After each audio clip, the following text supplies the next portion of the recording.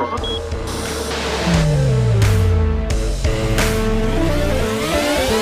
everybody, welcome to the InPsight Show. I am your host, Danielle Egnew, and you are a fly on the wall to everywhere.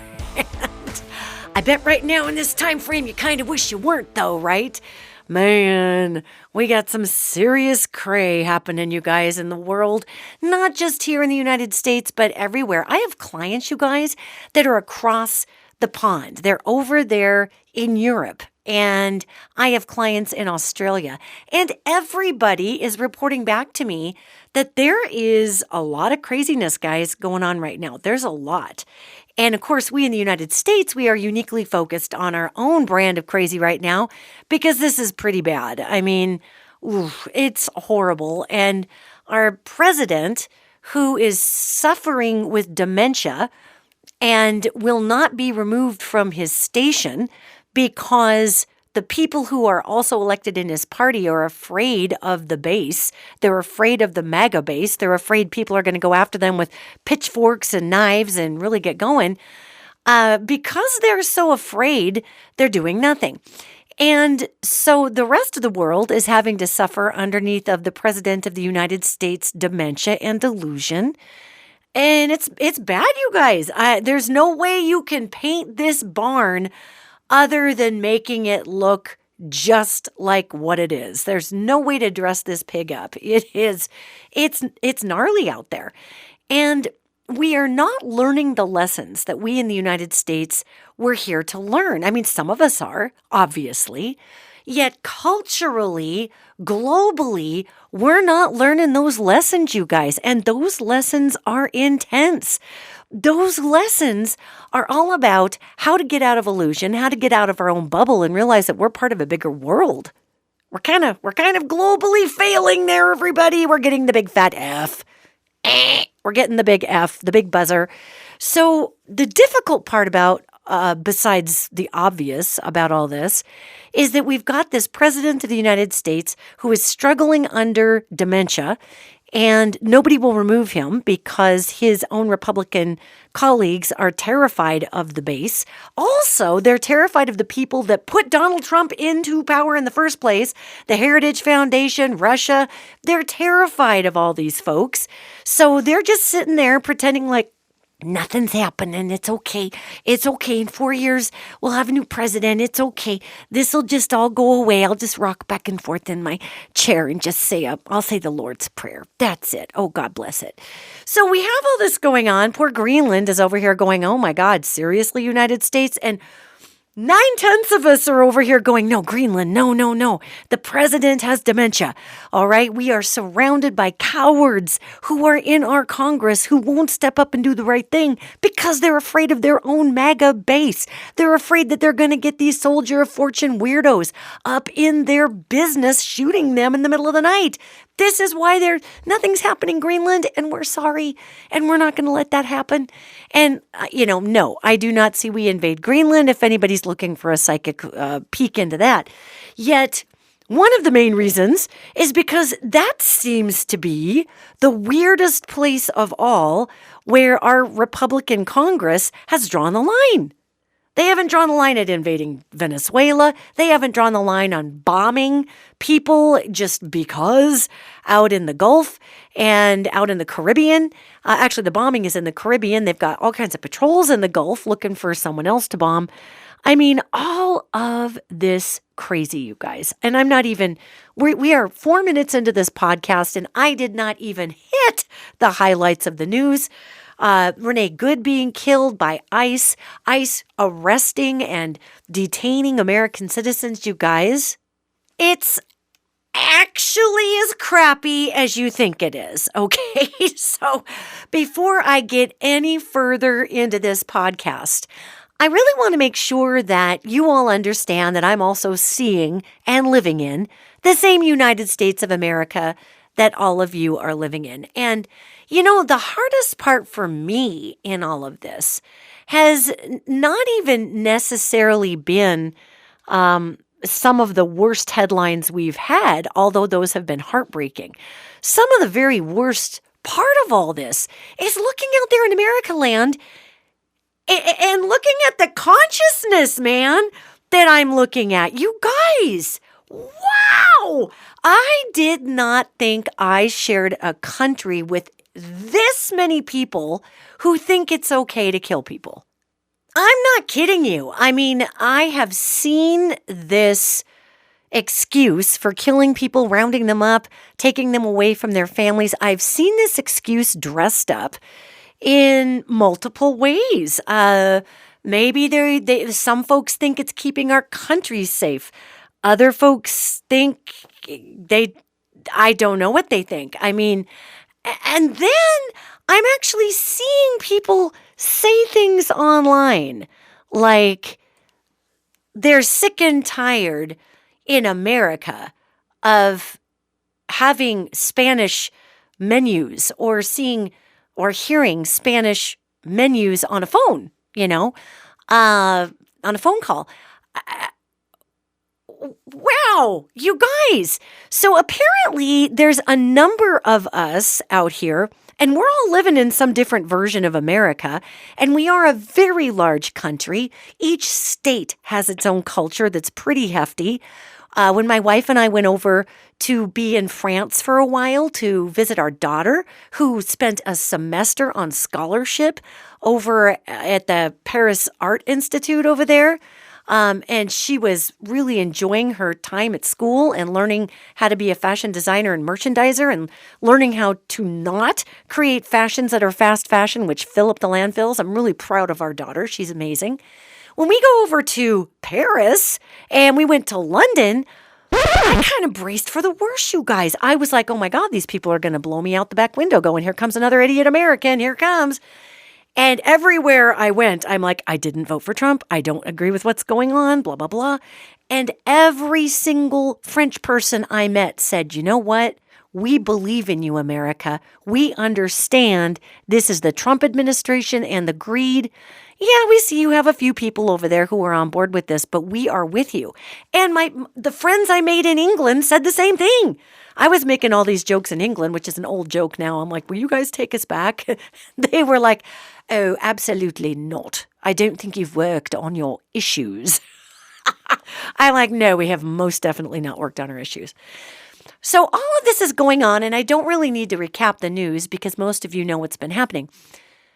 What I'm talking about today is this dual America. I mean, there is this bizarre consciousness happening right now where there are huge groups of Americans who just do not seem fazed at all by what the hell's happening. And gang, I'm going to be really straight up with you. I'm going to be 57 years old on February 28th. Okay. So I'm just barely hanging on to 56 here. And what's really hard for me is the recognition that so many people that I share a country with just don't freaking care what's happening to others because they have othered them so much. I mean, I'm even seeing people post on social media that Renee Good deserved to be killed. That's what happens when you cross law enforcement. And this is what happens when you're a demented liberal and all these things. And I'm just like, you guys do realize that immigration enforcement is not blanket law enforcement, right? Okay. And I did a video about that weirdly went viral. I'm not even sure why, to be honest, because I was sick with the flu and everybody else besides me was talking about the same thing. This particular video just took off. And I find it so weird that here we are in this cycle, in this country, where I don't know what the answer is going to be, you guys, short of alien invasion, that's going to get us back on the same page discussing rational, logical, humane immigration, rational, logical, humane crowd control. I mean, I have a ton of ideas, but I'm really lacking when I look into our country's leadership, and this is Republicans and Democrats. I am seeing a woeful lack of leadership stepping up to say, okay, that is it. I don't care if I lose my health care, because all the Congress folks, they get free health care forever. Did you know that? It's true. I could serve in the House of Representatives. I could serve for 2 years. And unless this has changed, and it could have been hidden in some bill somewhere, I get free health care for the rest of my life. So these folks, they got a lot of perks, you guys. And I'm not saying every single congressperson is a bad congressperson. That's ridiculous. I'm not even saying every single Republican is a bad Republican. And I know that makes some of my liberal friends really upset. Most of my liberal friends agree with me. They're like, well, that's blanket statements are not where we should be in this time frame. And gang, man, I'm not making any friends lately on social media because I am stomping for temperance. Calming the frick down. Listening to those who have pain. It is not right that ICE is running around breaking constitutional rules, you guys. It's not right. The guy who shot Renee Good and killed her had basically a year previous to that particular event with Renee, had gotten into it with someone in a car doing ICE duties and punched, I believe, his arm he tried to punch the glass out trying to get to the driver out of the car. And the guy took off and ended up dragging the man who shot Renee Good quite a ways, you guys. And I would certainly look this up to get the metrics correct. But it was a pretty long way they drugged this guy. And of course, he was banging on the car and he had 30 stitches because of it. It drug him along. Apparently, obviously, that'd be pretty painful for any of us to be kind of filleted through a front windshield being dragged along the road. And I understand there's many of you out there going, good, he got what he deserved. I'm going to keep hanging on to my humanity here, guys, okay? I think that sounds painful and terrible. I don't think he should probably been punching a big hole in the windshield, but who knows what the situation was? I sure don't. The point is that this guy was full of PTSD by the time he got to Renee Good. And it's still not a reason to shoot someone. It's not a reason to lose it. It's not a reason to kill anybody. There's no excuses being made. However, gang, if we get to the point in the United States of America where we stop factoring in dynamics as to why something happened, if we keep trying to just shorthand our entire existence in the United States, we're done. Democracy is done. It is done. It is done. Bring the hammer down. It is done. It's done because, guys, democracy is a participation sport. Okay? And all of this has been happening because we've just been sitting fat and happy and not paying attention to what's going on. And here we are. We are reduced to our sides. We are reduced to our bumper sticker sayings. Honest to God, I can't tell you how many times I have been called a crazy-eyed libtard in the last 3 weeks. That's the new MAGA saying, apparently. It's going around. So I've gotten that a couple times. Actually, I've gotten that multiple times. But you guys, the point is that, when we stop looking at why things happen in this country, why people get to the points they get, we cannot bring solutions in. Now, obviously, the man who shot Renee Good was way, way, way out of line. He committed murder. He needs to be tried for murder. Now, whether that's going to happen or not during this administration, most likely. Yet, to even have turned that individual back out into the field without, I am guessing this person did not receive any counseling. Maybe he did. I doubt it. Without looking at, okay, this person had 30 stitches. They got drugged by a car. Let's have them confront someone in a car. That's a great idea. I mean, our lack of oversight, our lack of whys in this country is literally getting people killed. And what I'm having a harder time with even than the fact that this guy who was clearly full of rage, clearly out of control, clearly when he said fucking bitch, I mean, obviously had a lot of rage in there, obviously had problems. the fact that this person is given a badge and a gun and said, go for it. I mean, it's the problem is so much bigger than the guy who killed Renee Good. It's so much bigger. And when you look at the dual states of America, we are numbed by our need to shorthand everything. And this goes across the board. You know, I've got some friends right now who really have a hard time talking to me about Renee Good being murdered because I acknowledge the fact that the guy who killed her had some really, really rough altercations with someone in a car. It is not an excuse to kill anyone.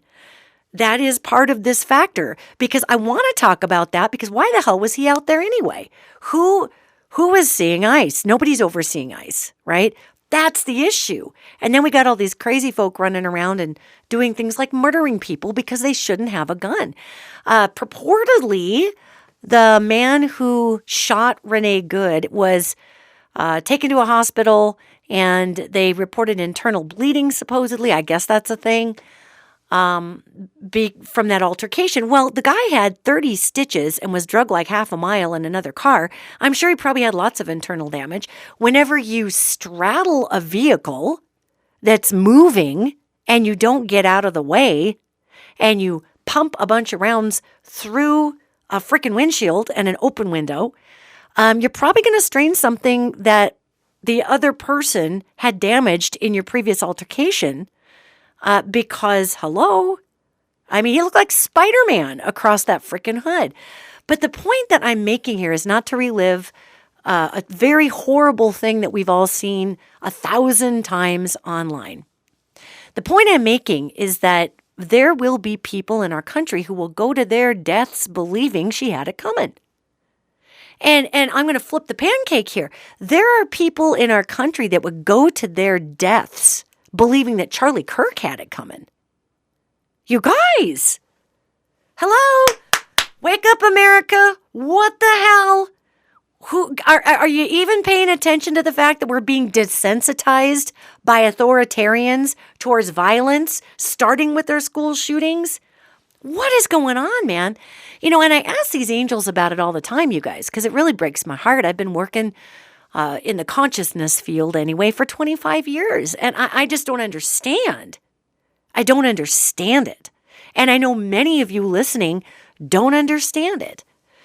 I don't understand a person like Charlie Kirk who would create content for his podcast based on fake debates that were antagonistic just so he could get rage bait clicks and be able to fuel his advertising dollars.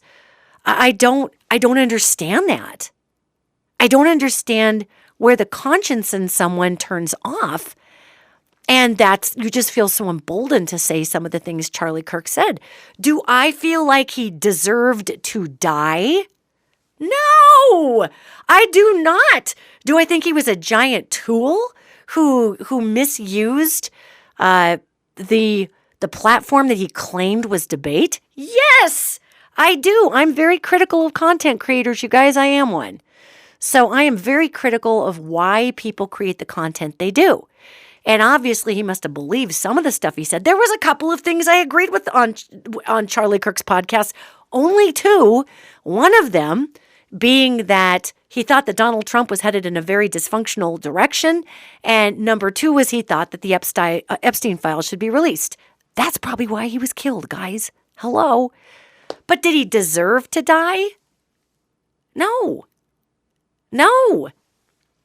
If we all deserve to die as Americans because we're greedy and we're building a business off of people's division and fear, do you know how many creators are going to drop dead?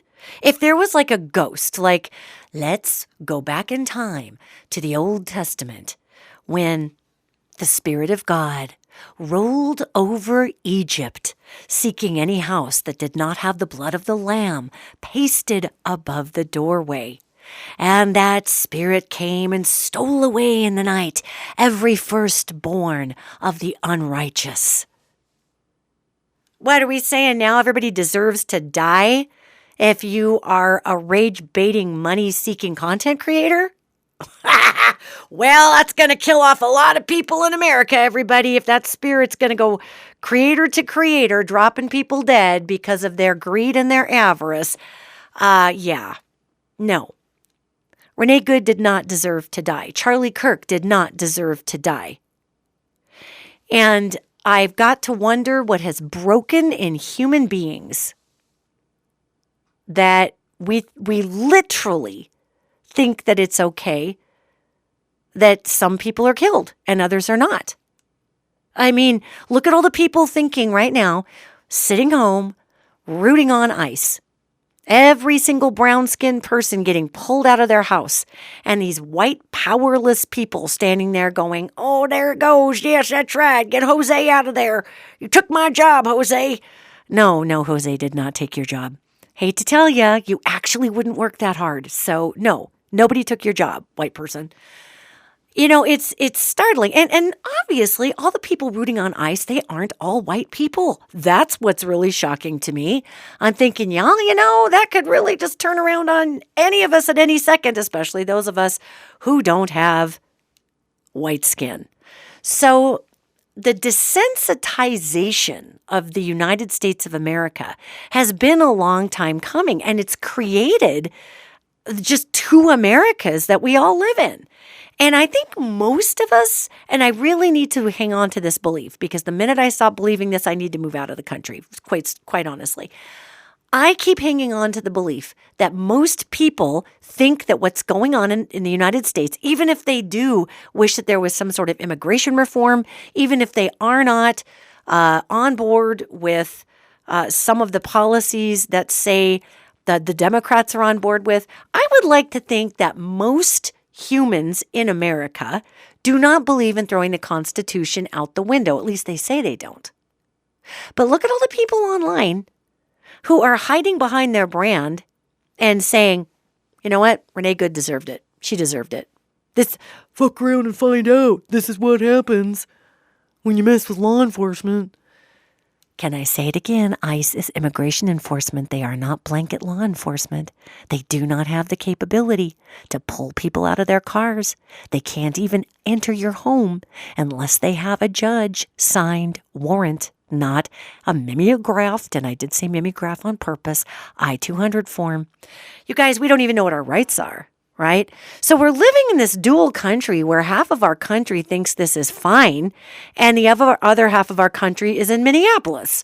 You know, I mean, literally.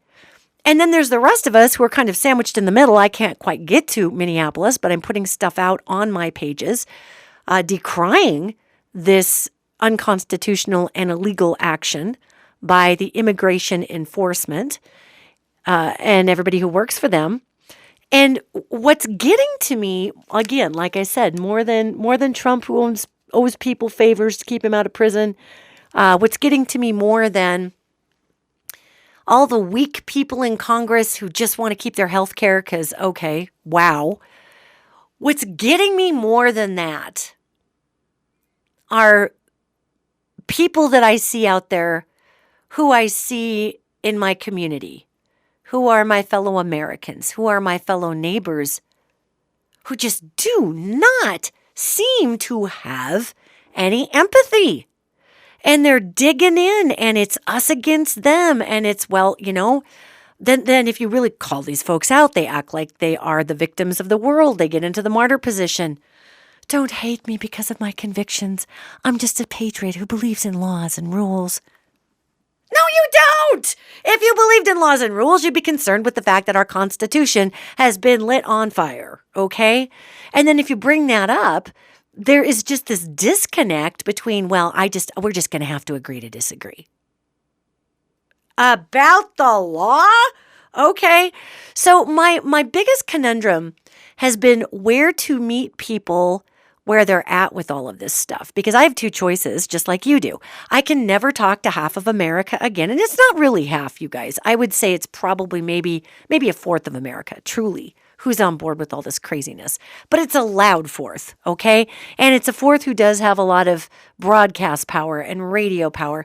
Yeah, and it's the fourth who wants us to all melt down. And, that's old Donald Trump's plan, is that we shoot back. We shoot the ICE agent back, and then he can declare martial law, and we don't have elections. That's kind of where he's going. Now, that's not going to happen. None of that is going to happen. But all of this is pointing out the cowardice in leadership in our country.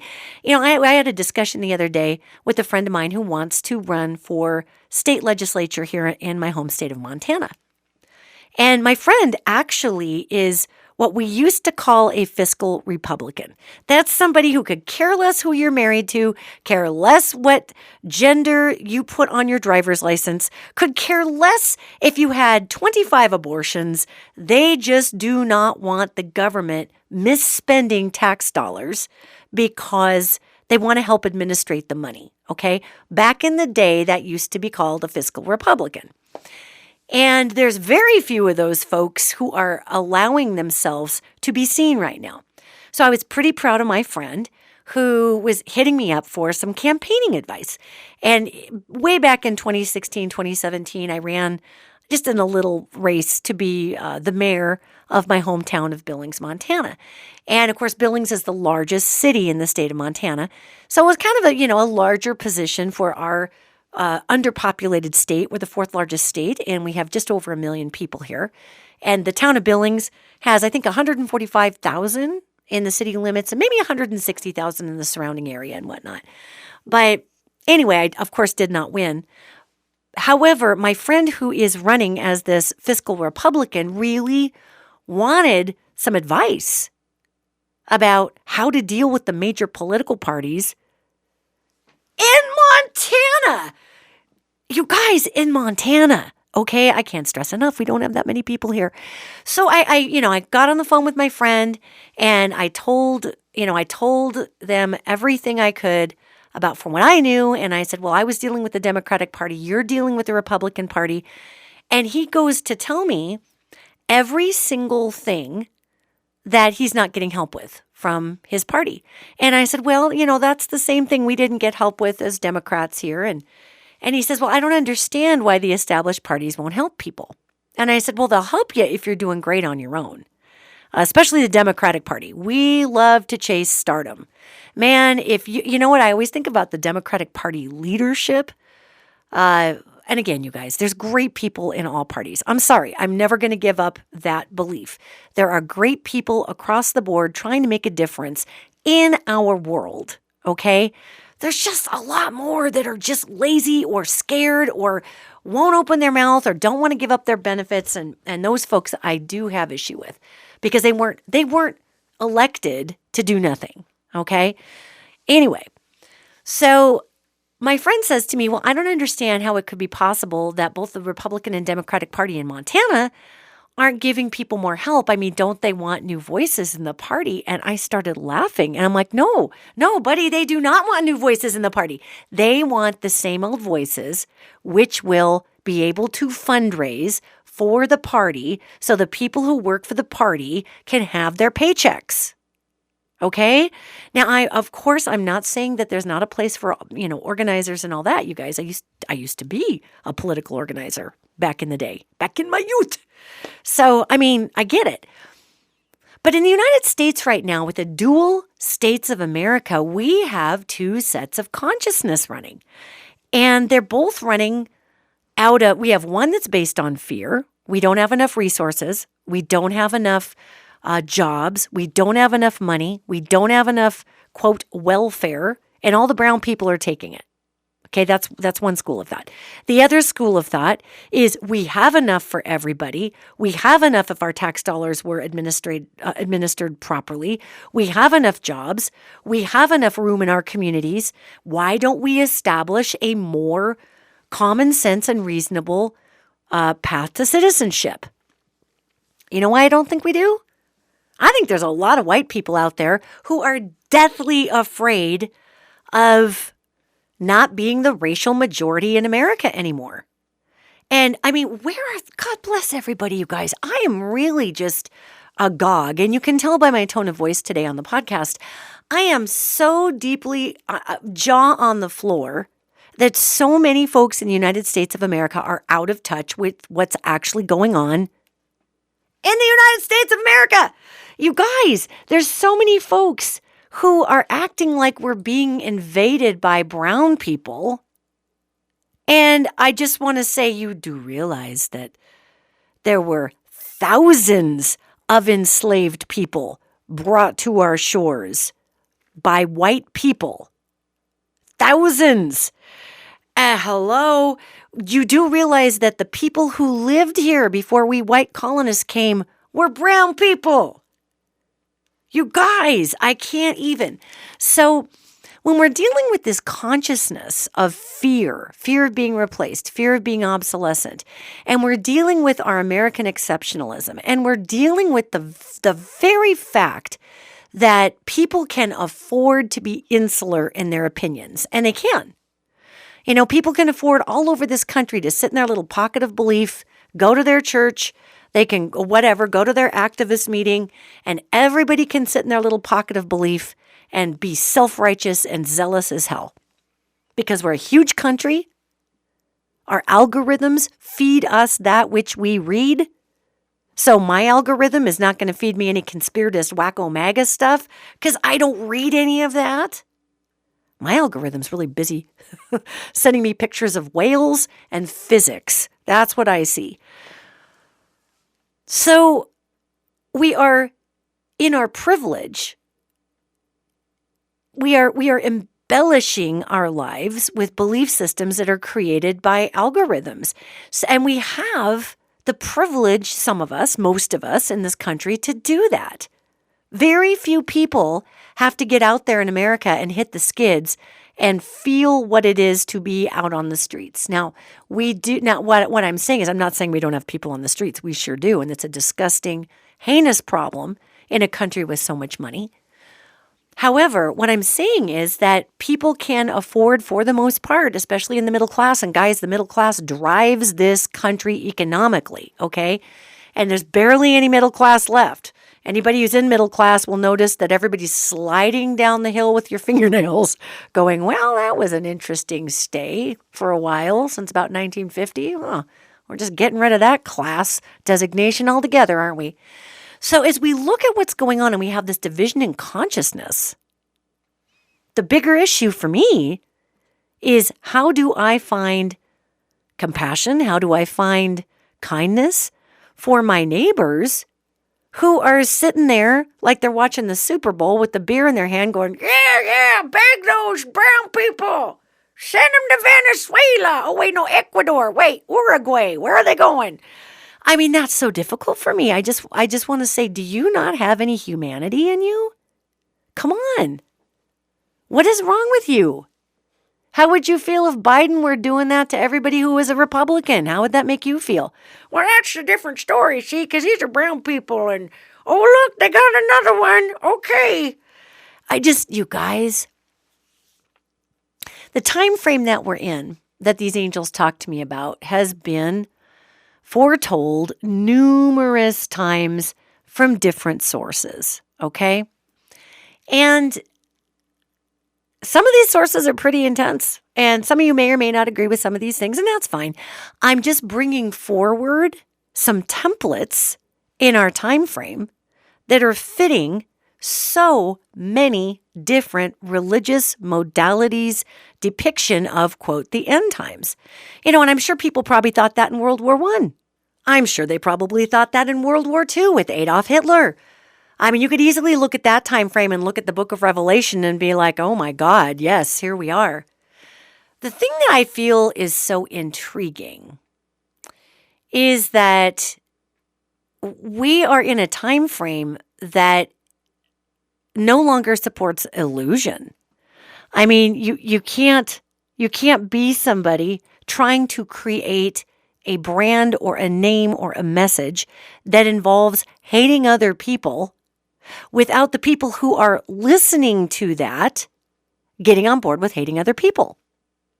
And what I think is so fascinating is that when you point this out to someone, like we'll just use old poor dead Charlie Kirk. We'll use Charlie Kirk, who not everything he said was heinously inflammatory, you guys. A lot of it was. A lot of it was. And a lot of it was purposefully said to drive what's called rage bait or rage clicks on his podcast. Because the more clicks you get, the more views you get, the more money you get from that social media provider, in his case, from sponsors. So if you're looking at how much carte blanche we've given to ugliness in this country, it is massive. Okay, it is massive. And when I see people coming forward saying, oh, Charlie Kirk deserved to die, good, one less Republican, that hurts my heart. Because there is something deeply wounded in whoever would say that. And you know what? If you're somebody who said that, just ask yourself, man, how wounded am I in this time frame that I'm becoming what I detest? How wounded am I? Do I need a giant cry? Do I need to go to a therapist? Do I need to go to just punch it out in a punching bag? Do I need to move to Mexico? I mean, what do I need to do to return my humanity to me? If you're somebody out there who's like, yeah, you know what? Good. I'm glad Renee Good got killed. Good. It's one less libtard out there to actually get out there and make the world an unsafe place. You know what? I really implore you to look at whatever wound that is in you that would have you lose your humanity and have you actually say that not only out loud, but online for everyone to read. Gang, we must start recovering our empathy. You know, Charlie Kirk railed against empathy. He's not the only one. I mean, a lot of these wacko baskets who are out there who are trying to forge this country under the Heritage Foundation's rules, that 900-page book, Project 2025, which I had some friends going, oh, it's just a wish list. It's not a big deal. I'm like, oh my God, have you seen that wish list? Can you believe it? I mean, I just, you guys, I'm sorry, I'm a little mind boggled today on today's podcast, but it's because I see inside of people. It's because I talk to angels. It's because I talk to off-worlders. It's because I don't know everything, but I sure as heck know that when people are saying these things, you guys, it's because they mean it on some level.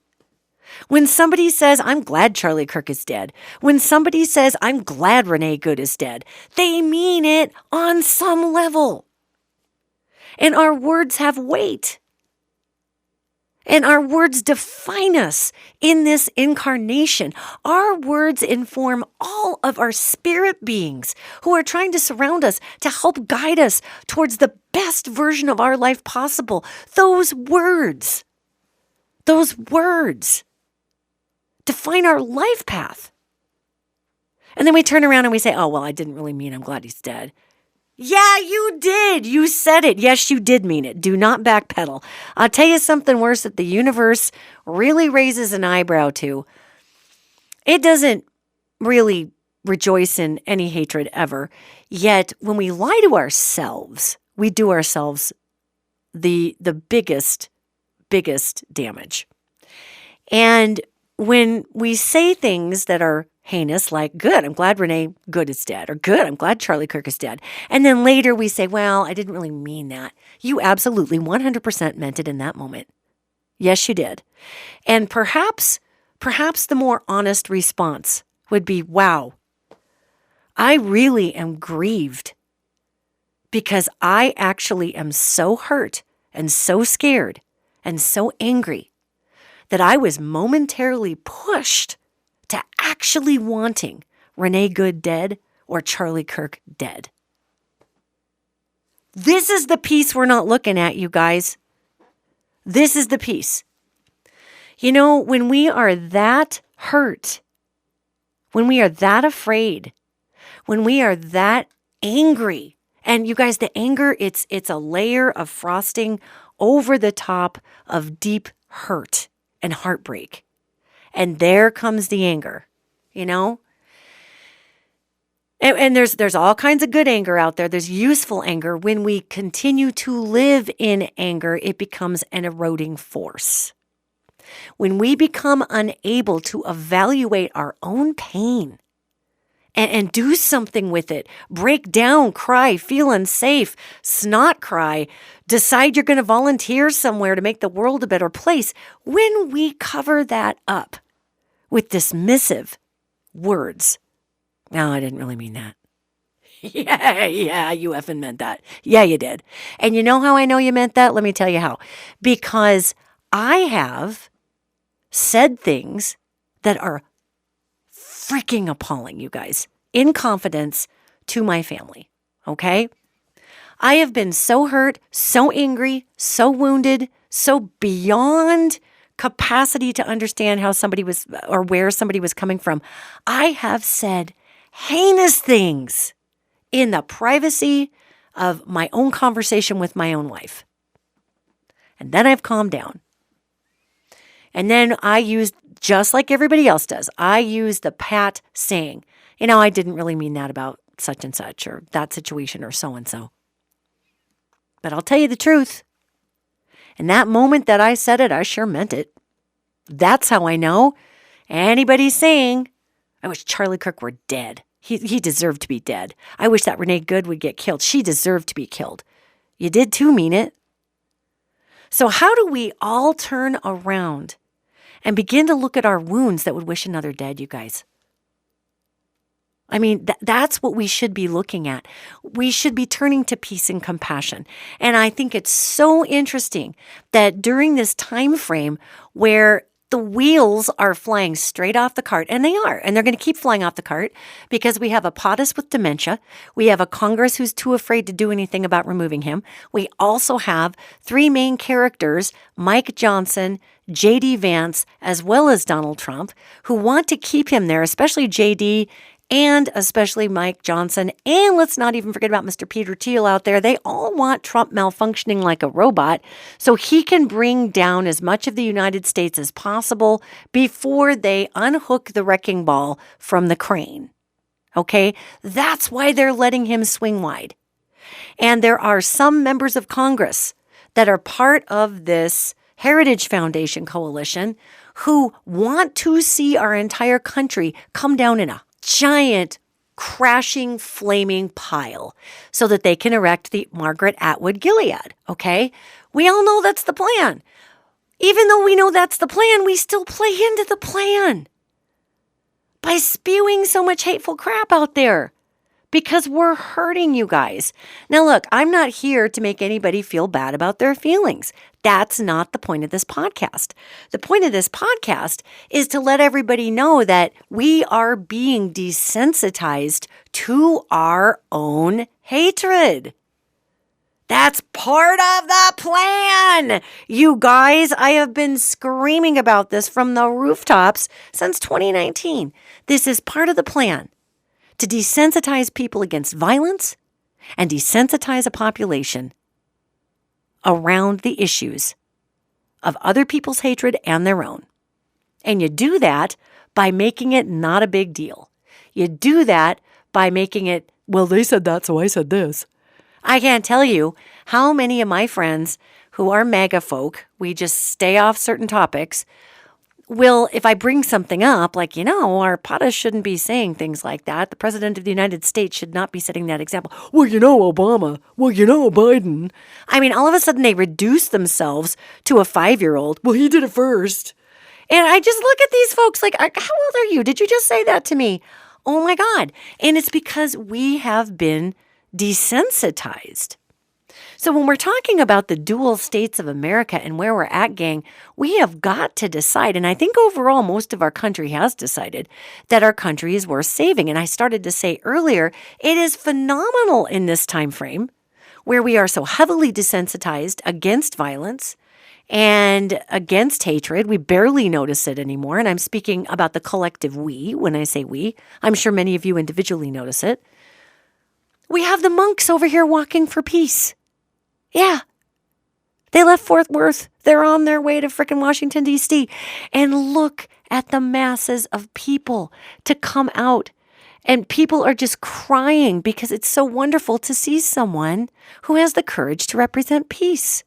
who's not afraid of upsetting their neighbor or their mother or their father or their aunt or their uncle. These people are just walking for peace. And nobody seems to be politicizing the Buddhist monks. They're not calling them Democrats. Some folks are calling them woke and this and that. But these are people, again, who believe that hatred is their identity. They have to have it or they cease to exist. Do you know how much that kills me, you guys? I always want to just sit down next to the most hateful person in the bar and talk to them. I got something wrong with me. I'm not kidding you. And it's not because I'm some Mother Teresa angel. It's because I want to ask this person what they get out of all that hatred. What do you get out of it?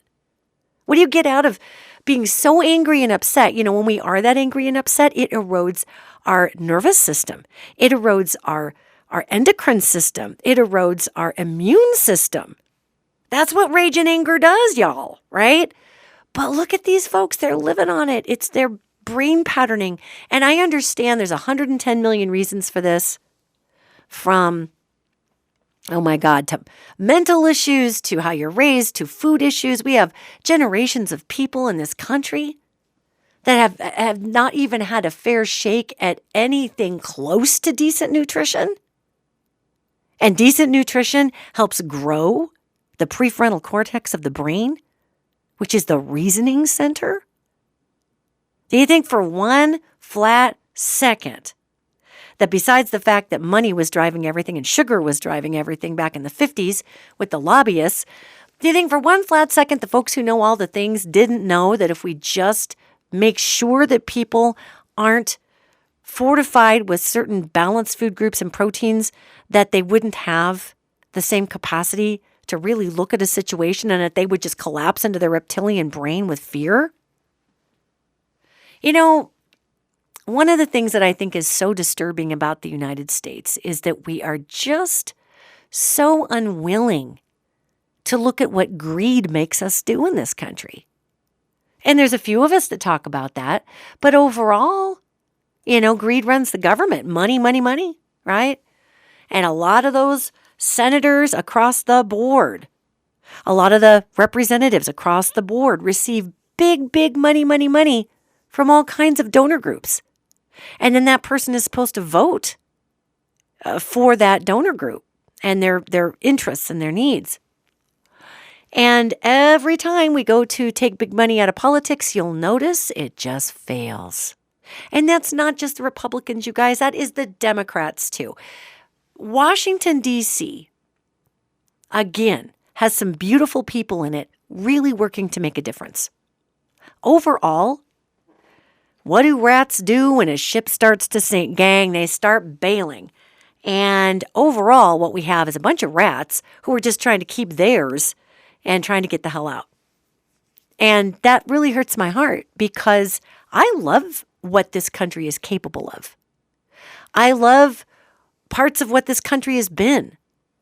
It really hurts my heart that we committed genocide just to close with the railroad both of our coasts in 80 years. It hurts my heart that our indigenous nations suffered under all of that. It hurts my heart that we enslaved people to build southern empires. And, there was a lot of people in the North who had slaves too, guys. Hate to tell you. So all of that hurts my heart. Yet what doesn't hurt, it hurts my heart how oppressed women have been in this country. It hurts my heart how Renee Good was shot because she was a woman who was not afraid of a man. That's why she got shot. And you know how many great men I know who want to just find that guy and just beat his butt silly? You know how many good men I know knew exactly what happened with Renee Good and said, I know an asshole like that too. Or that was my dad, or he beat me up all the time. One bad apple doesn't make a whole bad bunch, you guys. But it makes me sad in this country what women have had to go through. And gang, all of this is fixable if we can simply address the fact that we are being desensitized against violence and hatred, that our words matter, that what we say and do matters, even in the virtual sphere. And I will tell you something, it even matters more in the virtual sphere, because if I say something stupid in a bar, it may hit the ears of 8 people around me. I say something stupid online and millions of people get to see what I said. And those words have weight, and that weight hits the internet, and it impacts people with the nastiness in which it was intended. And gang, it's the nastiness is spread across the board at this point. You know, there was way back in 2016, we saw a lot of different, really quite honestly, they were Russian disinformation groups that were flooding YouTube. They were flooding some social media platforms.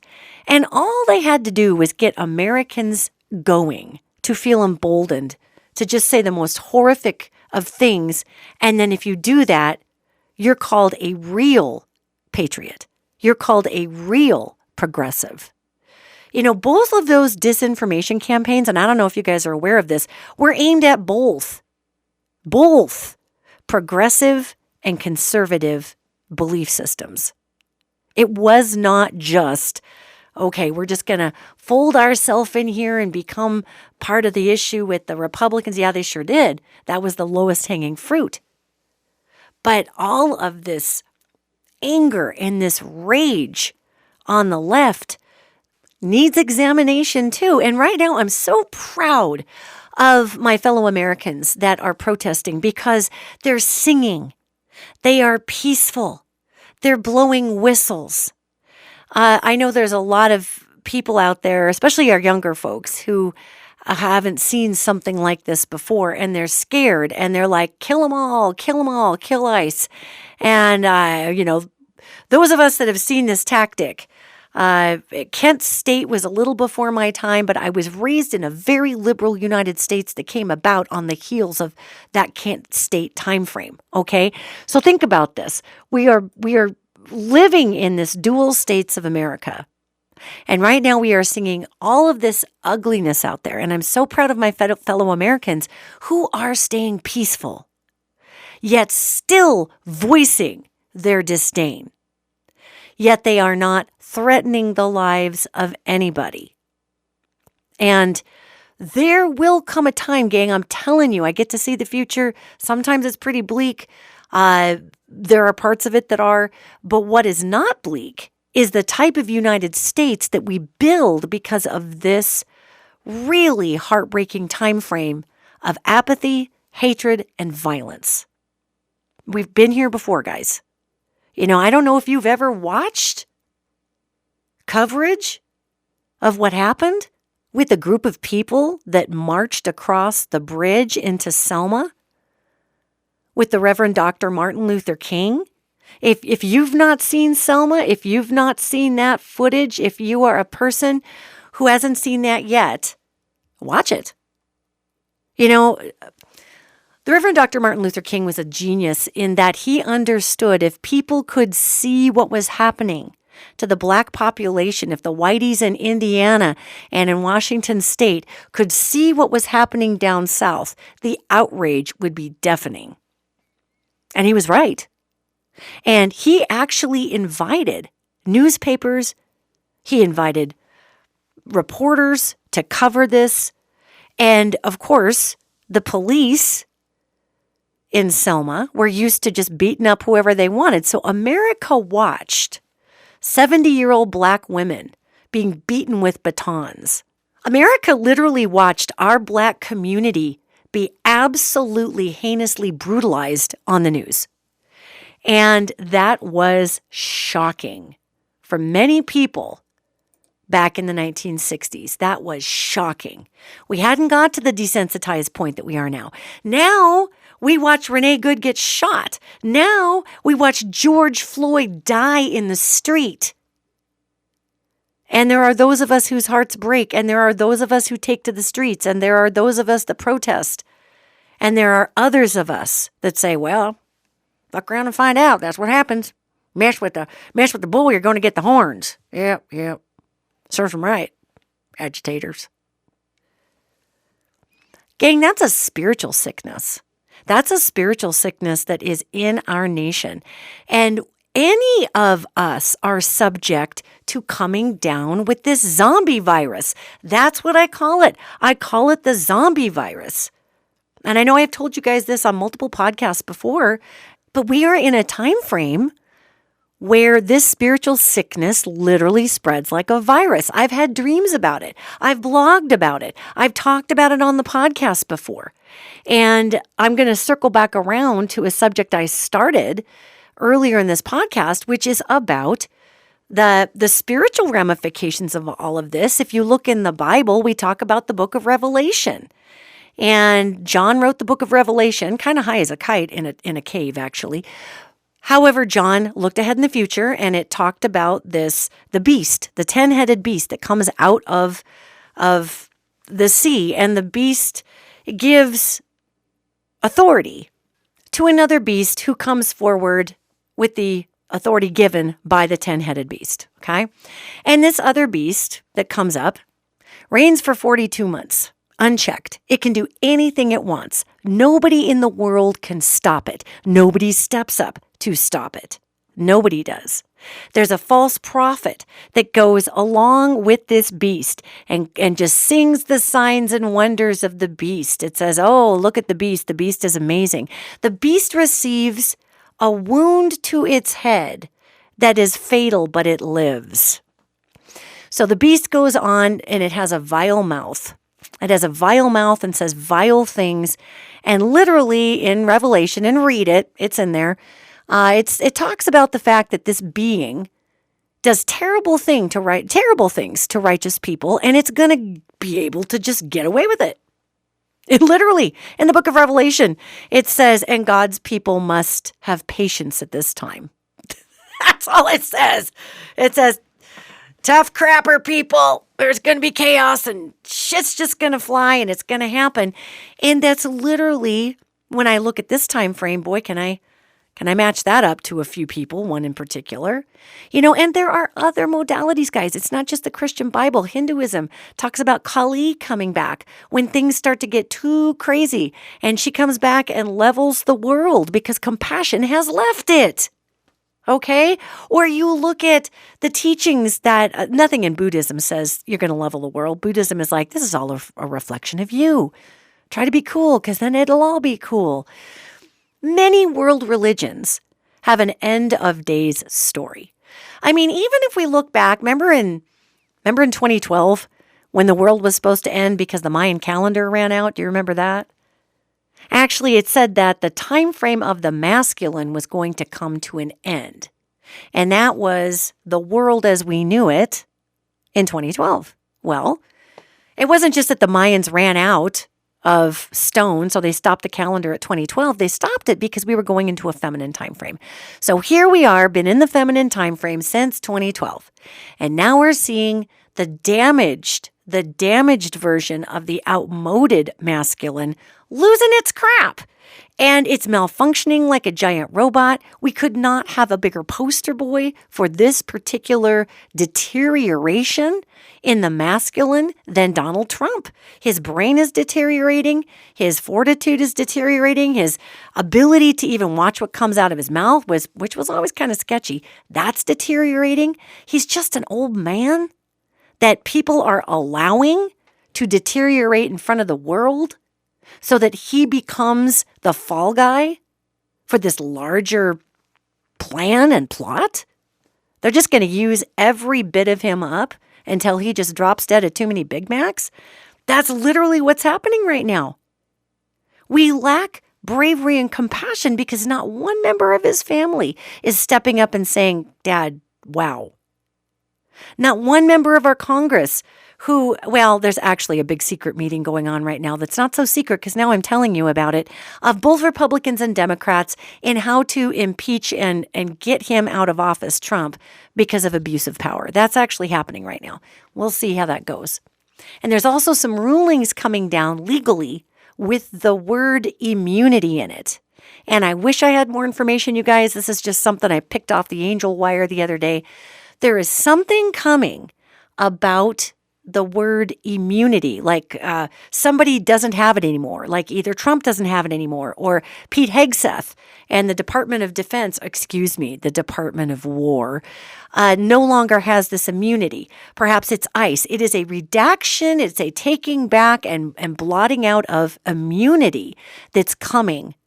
And the first person who's going to fall with this administration, I'll give you one big fat guess. Out of the main little cabinets that Trump has put together, who do you think is going to be the poster child for the first person to get run out? Bing, bing, bing. That's correct. The only woman, Kristi Noem, she is going to be put right up that sacrificial flagpole and ideologically lit on fire, so to speak. And she's going to be the first one they're going to throw out and go after because she's the woman. And Kristi Noem is so blind, she thinks she's one of them. And I'm like, girl, you're the woman. You're never going to be one of them. You do not have a papy and some ball sack. You are never going to be one of them, honey. So she just isn't, but she doesn't get that. And that is this illusion time frame.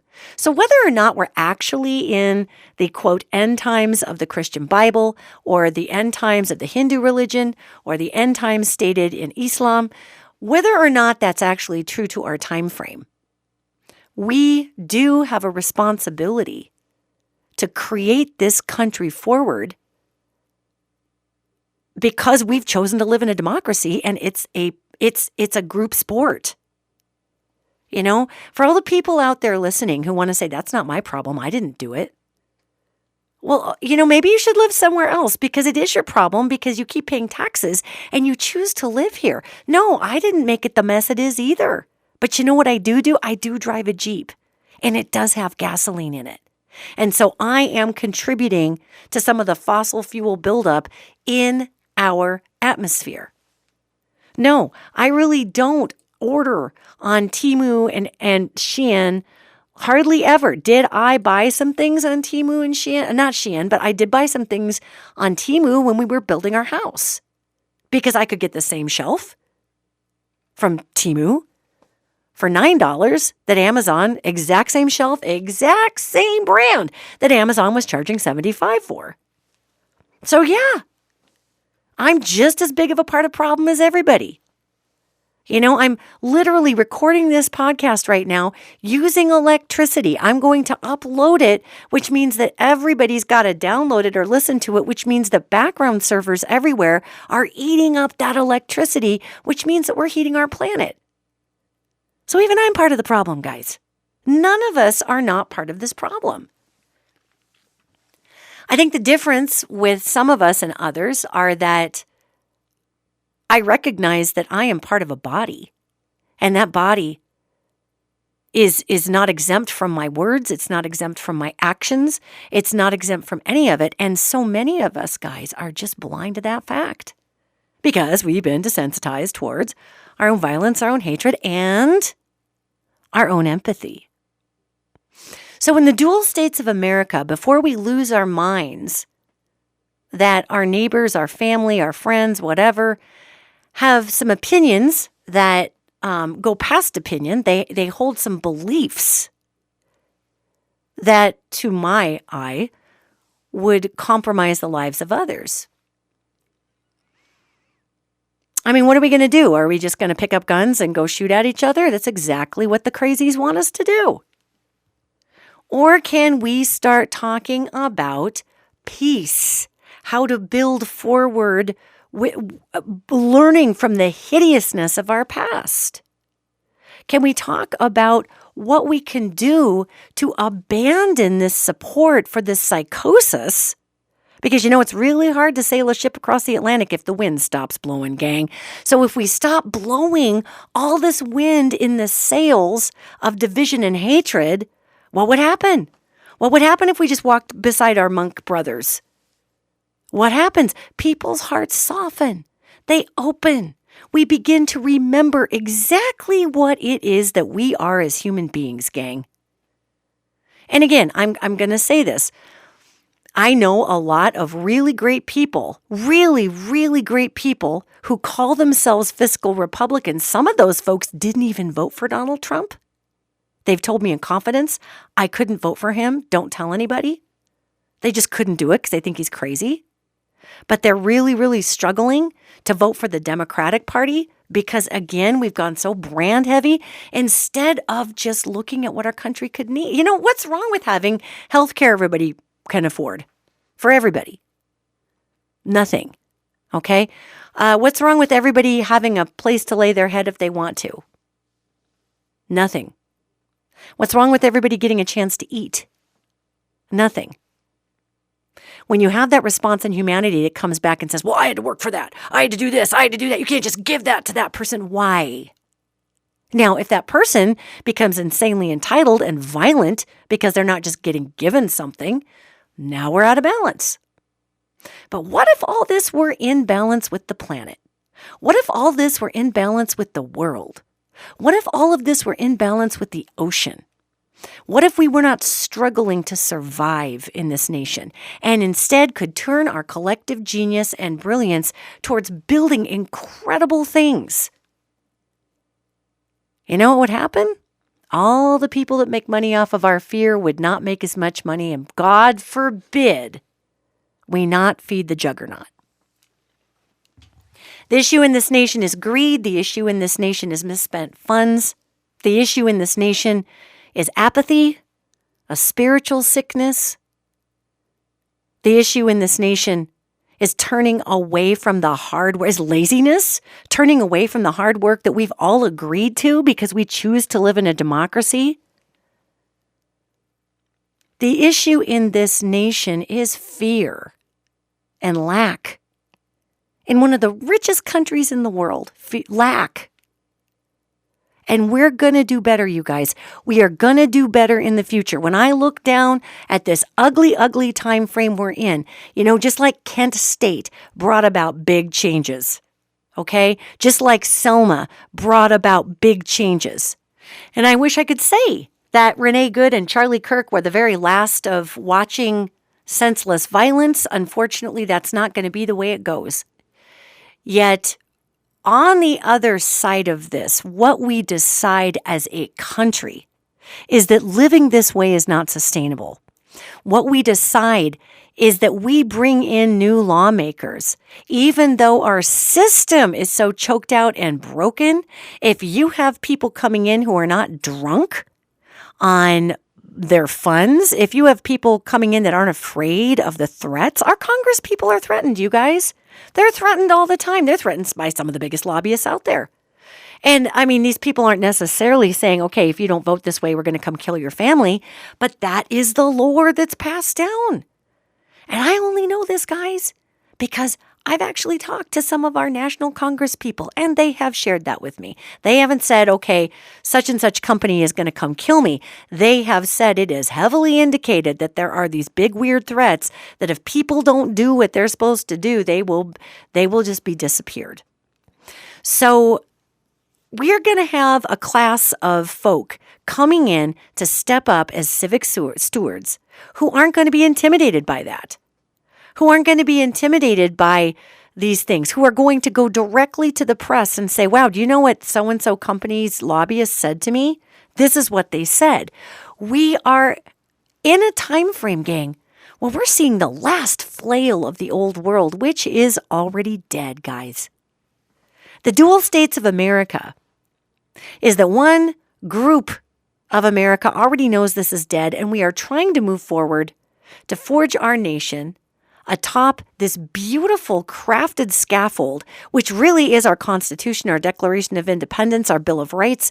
This scaffold is incredible, and we can keep utilizing it to continue building. Or we can be the weirdos who are trying to turn back time, like Cher would say, to 1812, and that's not working, guys. It's not going to work. So at the end of this, does it clear up? Yes, but it clears up because we all are marching with the monks. We all, almost all, are singing in the streets. People's hearts who are hardened begin to soften when they realize that what they have culturally normalized in the dual states of America is not normal. It's not normal to have no empathy. It's not normal to go, la, la, la, la, la, la, la. Well, my team's winning, so okay. Sorry you got scooped up out of your house. At least, maybe that was a bad guy. La, la, la. That is not normal. That's sociopathic. All right? So I realize this is kind of a charged first podcast. We came back, of course, from having a beautiful break for the holidays, and I wanted to give everybody a chance to just rest and relax. I think work-life balance is amazing, but I have a lot to cover in this one. And I'll leave you with this, gang. We have a ton to hope for in the United States of America. We are full of incredible people with bravery and guts and kindness and temperance and peace and prefrontal cortexes that fire with amazing abilities to actually break down complex situations. And we must all do our part to not be the little guinea pig in the cage, being super reactionary, having a cow, being on social media chronically. I understand we need to stay up to date on what's happening. I agree with that. Yet we can do so without giving away our humanity. We can do so without giving away our hope. If you need to take a little break, take a break. But just know that even in the most apocalyptic books, like the book of Revelation in the Christian Bible, after this crap show hits the fan, goodness comes back around, throws darkness into a pit of fire for 1,000 years, and beauty is achieved on the earth. And we're not quite there yet. But how about if you, all do our part to watch what we say, to watch what we do, to speak the truth to lies that are being put out about what's happening, but to speak the truth in a way that does not run anybody up the flagpole of judgment, but simply speaks the truth. We can speak the truth without judging. And let's just try that, gang, because our monks are here to show us that those who are the quietest sometimes bring the most impact. Those who have the least amount of fear bring the most change. Those who have the gentlest voices bring about the gentlest, most powerful results. And that's the truth. So don't lose hope, everybody. All right, we together are going to hold a collective space. We are going to steward the circle in which empathy and compassion and understanding and building and genius and brilliance and co-creation and cooperation build forward in the United States. And we are collectively going to void of energy, hatred, rage, violence, and victimizing others. Okay? You think you can do that? I'm going to do my best. All right, you guys. Before I let you go, I just want to let everybody know that I'm also going to be releasing my 2026 predictive forum that was recorded live in Billings, Montana to a room full of people. On December 20th, I was going to release this yearly predictive forum that I've been doing for the last 15 years, really. I was going to release it earlier, you guys, and there was this weirdo problem with the sound file. It was distorted and bizarre and strange and miraculously seemed to fix itself. So we're not sure what really happened there, but I am going to be uploading that, guys. So if you want a projection of what's really going to happen through 2026 as shared with me by the angelic realm, I really, really do encourage everybody to go to my website, danielleegnew-advisor.com, and check out where you can download that particular forum. And it's just $45, and that's just to help with the hosting costs and production costs and whatnot. And also for those of you in Billings, Montana, on February 7th, I am putting together a forum through Barjan's there called Dumpster Fire Management 101, talking about some personal things that we can do in this time frame to really make a difference and bring our heart back to where it needs to be, to bring a heart-centered world forward in some really practical ways, you guys, because you may or may not know this about me, but I'm not exactly an om kind of person. I'm not great at that kind of meditation. So it's just a bunch of really great opportunities to understand how the angels and our earth are here to work with us to help us transition our beautiful world into the world that benefits all of us, not just some of us. So anyway, if you're around, you can get those admission tickets at my website. That's Danielle Egnew, EGNEW-advisor.com. And other than that, guys, just lean into your better angels. We got this, you guys. We got this. It's the very end of a tough season. It's the very end of the year of the snake. We're bringing in the year of the horse. So saddle up. All right, guys. I'll see you next podcast.